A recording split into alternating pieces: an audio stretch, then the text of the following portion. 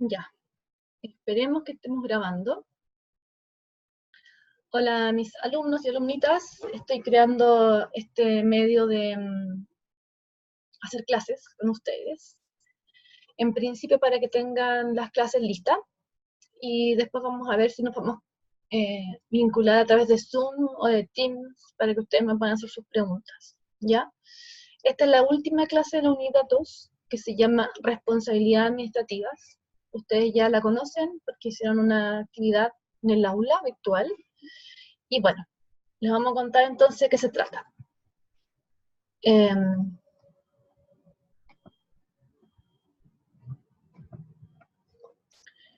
Hay muchos tipos distintos de responsabilidades, vamos a verlos. La que a nosotros nos importa ahora es la responsabilidad administrativa, que es aquella, ¿cierto?, que recae en el funcionario público cuando infringe sus obligaciones o deberes funcionarios, y en principio, cuando no son tan graves, ameritan una anotación de mérito en su hoja de vida, o, si es más grave, de una medida disciplinaria.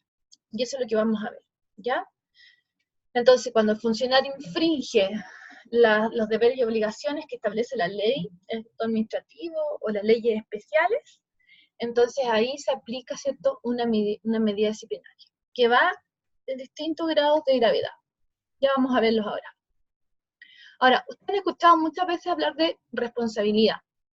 Una es la responsabilidad penal, que es la que tienen las personas, todas las personas, cuando infringen una normativa de responsabilidad penal. Por ejemplo, lamentablemente uso este ejemplo, pero cuando hemos visto que los funcionarios de las fuerzas de orden y seguridad pública son llevados a la fiscalía porque cometen delitos respecto a, ¿cierto?, a las personas que pueden producir graves lesiones en sus físicas o su muerte, ¿cierto? Entonces, esa es la responsabilidad penal, ¿ya? Esa es la responsabilidad penal. Cuando un funcionario público, actuando en el ejercicio de una función pública, lleva a cabo actos o omisiones que son constitutivos de delito, hay que derivarlos a la fiscalía y debe hacerse un juicio a través de los tribunales penales, ¿ya? También hay una responsabilidad civil que sucede cuando el funcionario público, ejerciendo una actividad pública, ¿cierto?, comete una acción o una omisión, que puede ser por dolo, es decir, con intención, o por culpa, por negligencia. No lo quería causar, pero por negligencia lo causó en el patrimonio de la administración del Estado o de un particular, ¿ya? Y esto se hace a través de un juicio que se llama de cuentas, en el juzgado de cuentas o ante los tribunales ordinarios civiles.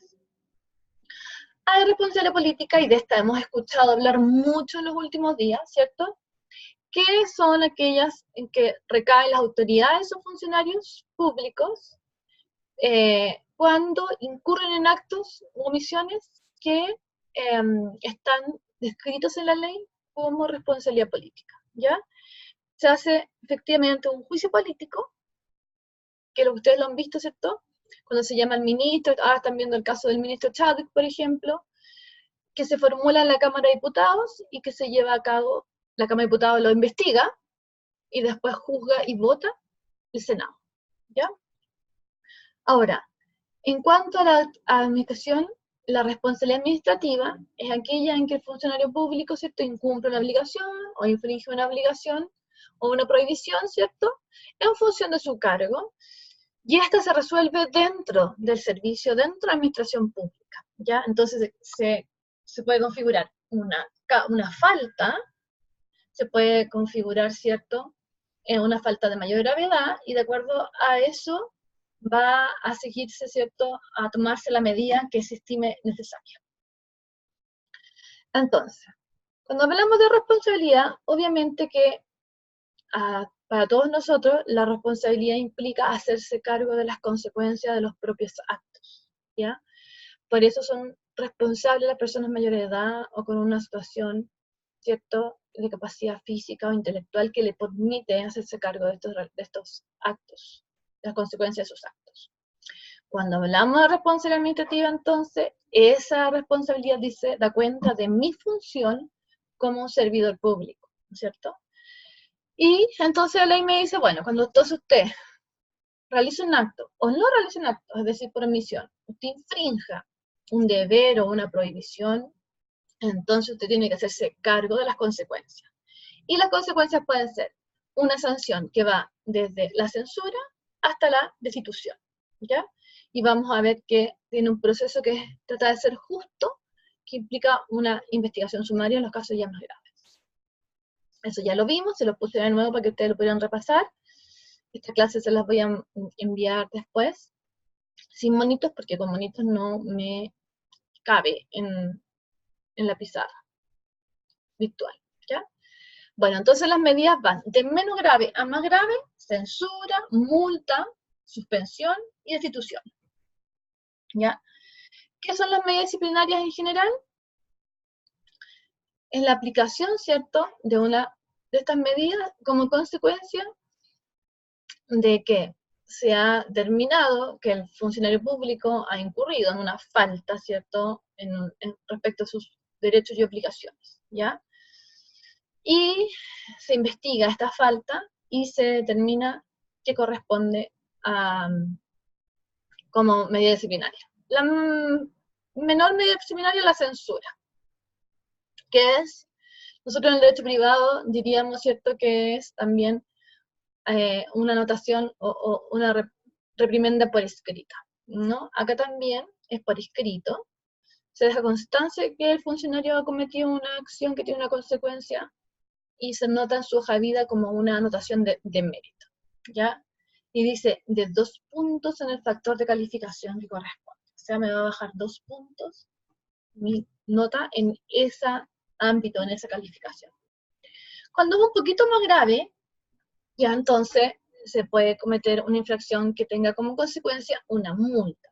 Y la multa es que se le priva de un porcentaje de su remuneración mensual, que no puede ser inferior al 5%, porque si no, no sería ni un estímulo para dejar de cometer la acción, ni superior al 20%, porque evidentemente ese es un quinto del sueldo, y tampoco se trata de que colapse el sistema económico del pobre trabajador. Pero sí que sea como un castigo ejemplificador, por así decirlo, ¿no? Se aplica solo una vez en la remuneración del funcionario y se determina el porcentaje de la remuneración de acuerdo a la gravedad también de la falta, ¿ya? Luego, cuando ya es más grave, ¿cierto? Bueno, aquí ven, las multas se deben dejar cierta constancia en la hoja de vida, también con atención de mérito.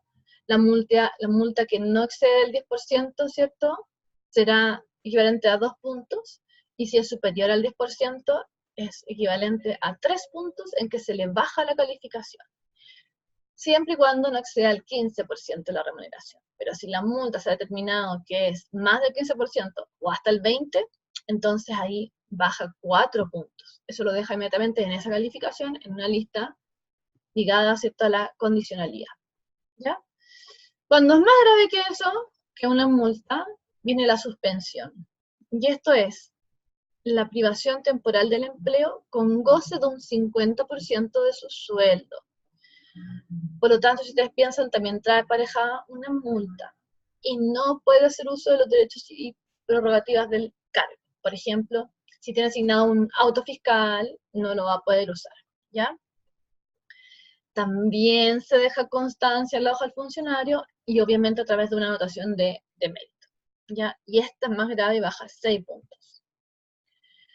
Luego, si ya es una falta gravísima, entonces la consecuencia es la destitución, es la salida del funcionario de su cargo, ¿ya?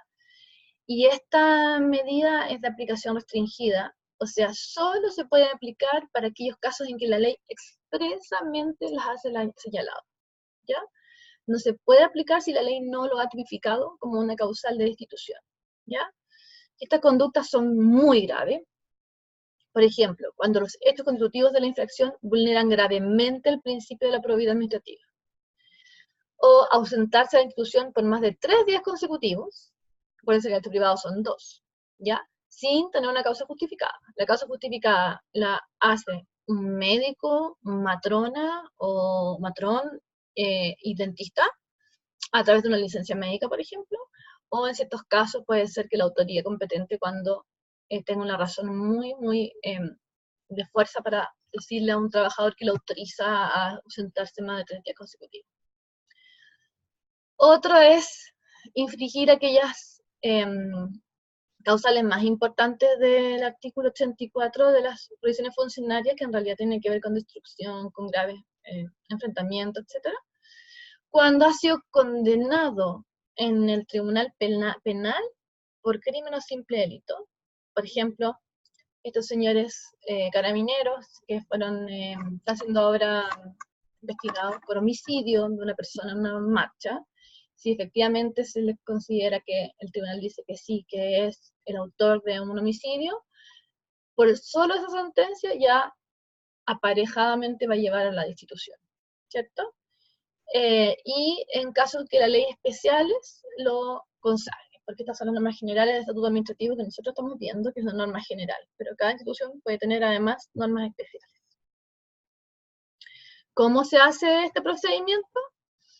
Bueno, aquí estamos haciendo como un repaso, vamos a tener que borrar algunas de estas aquí porque están demasiado detalladas. Dos medios para hacer efectiva la responsabilidad administrativa. Una, a través del sumario administrativo, que ustedes lo leyeron también, y fue una pregunta en la actividad online. Y la otra es la investigación sumaria, ¿ya? ¿De qué depende que yo use o el sumario o la investigación sumaria? Primero, lo que dice la ley, ¿cierto?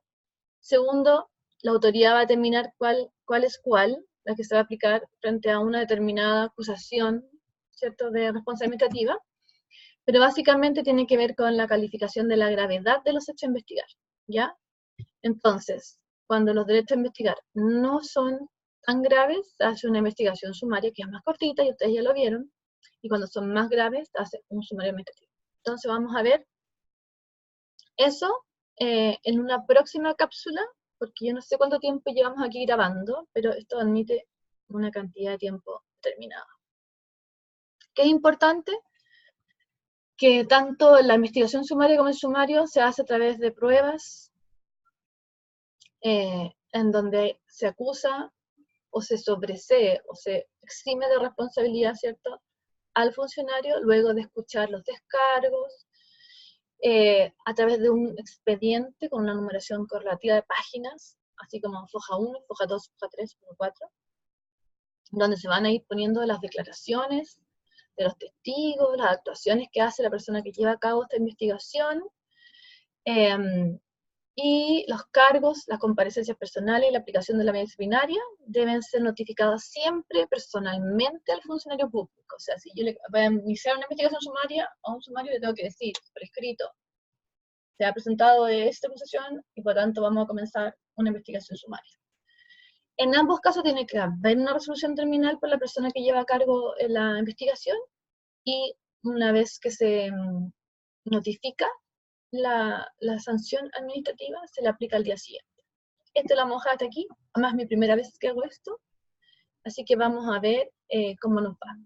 Un besito grande, que les vaya muy bien. Va a ser la clase número 1 de nuestra nueva era informática. Besito, chao chao.